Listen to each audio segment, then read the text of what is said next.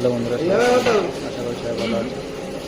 আমাদের মাইমনের শির দিয়ে একটা মন্দির তৈরি করা হচ্ছে, দেখতে পাচ্ছ। তো আমরা দেখতে পাবো।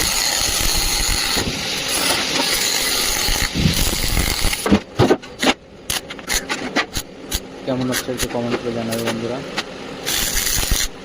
ভালো লাগলে অবশ্যই লাইক কমেন্ট করে শেয়ার করবে।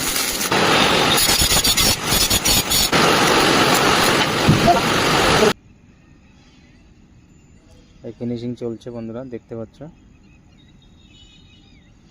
ছোট একটা মন্দির।